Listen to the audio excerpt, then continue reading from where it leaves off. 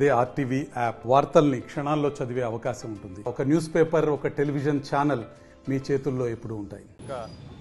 రెస్పాన్సిబిలిటీతో, బాధ్యతతో జై భారత్ నేషనల్ పార్టీని స్థాపించి ఈరోజు సుమారుగా మా అభ్యర్థులు 100 మంది ఆంధ్రప్రదేశ్ రాష్ట్రంలో నామినేషన్లు గత 18వ తారీఖు నుంచి ఈరోజు వరకు నామినేషన్ దాఖలు చేస్తున్నారు. విశాఖ ఉత్తర నియోజకవర్గాన్ని ఒక ఉత్తమ నియోజకవర్గంగా మార్చడానికి, మన ఆంధ్రప్రదేశ్కు రావాల్సిన అనేకమైన విధి విధానాలను అసెంబ్లీలో ప్రశ్నించడానికి జై భారత్ నేషనల్ పార్టీ తరఫున నేను అభ్యర్థిగా ఇక్కడికి రావడం జరిగింది.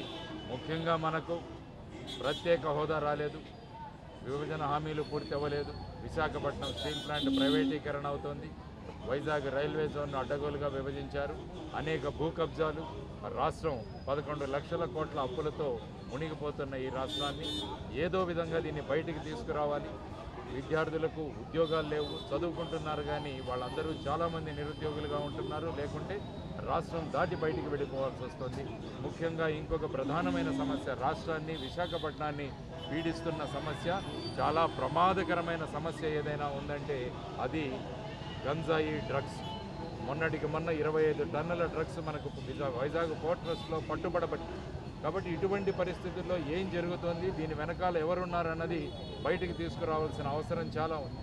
ఎంతోమంది తల్లులు వాళ్ళ పిల్లల భవిష్యత్తు పాడైపోతుంది, వాళ్ళు ఈ విధంగా వ్యసనాలకు బలి అయిపోతున్నారని వాళ్ళందరూ కూడా చాలా దుఃఖం వ్యక్తం చేస్తున్నారు. వారందరికీ భరోసాగా ఉంటాను అని నేను ఇక్కడ నిలబడడం జరిగింది. కేవలం ఉత్తర నియోజకవర్గమే కాదు, మొత్తం విశాఖపట్నం, ఆంధ్రప్రదేశ్నే మనము డ్రగ్స్ ముక్త ఆంధ్రప్రదేశ్ చేయాలన్నది మా ప్రగాఢమైన సంకల్పం. ఎందుకంటే ఒక జనరేషన్ని కాపాడుకోకుంటే రాష్ట్రం ఇంకొక 50 సంవత్సరాలు వెనక్కి వెళ్ళిపోతుంది. ఆ సంకల్పంతో జై భారత్ నేషనల్ పార్టీ ముందుకు వెళుతుంది. ప్రస్తుతం మనం ఎవరికి ఓటు వేసినా కూడా అది ఫైనల్గా కేంద్రంలో ఉన్న బీజేపీకే వెళుతుందని చెప్తాను. ఏ పార్టీకైనా వేయండి, ఎందుకంటే 3 పార్టీలు పొత్తుతో ఉన్నాయి, ఇంకొక పార్టీ వాళ్ళ కనుసన్నలతో పనిచేస్తోంది. అందువల్ల మన ప్రత్యేక గొంతుక వినపడాలంటే ఈ రాష్ట్రంలో మనకున్న హక్కులను, మనకు జరుగుతున్న అన్యాయాలను పార్లమెంట్లోనూ అసెంబ్లీలోనూ ధైర్యంగా అడిగే ఒకే ఒక్క పార్టీ జై భారత్ నేషనల్ పార్టీ అని మీ అందరికీ తెలియజేస్తున్నాను.